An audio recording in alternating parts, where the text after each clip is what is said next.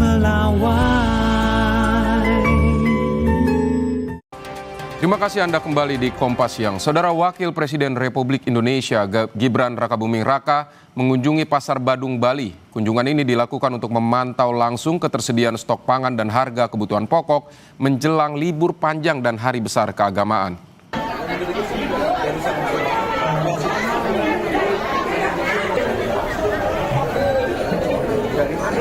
Gibran menemui dan sempat berdialog dengan sejumlah pedagang di los pasar, mulai dari pedagang bumbu dapur, beras, gula, minyak goreng, telur hingga daging.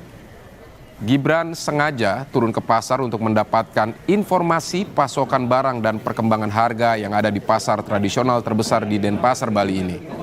Berdasarkan hasil pantauan, stok sejumlah sembako terpantau cukup meski ada kenaikan harga pada beberapa komoditas seperti cabai dan daging ayam.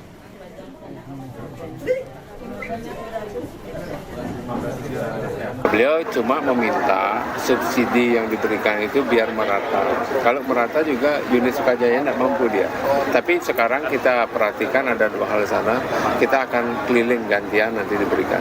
Sekarang kan ada setiap ini 10 ini kita berikan subsidi.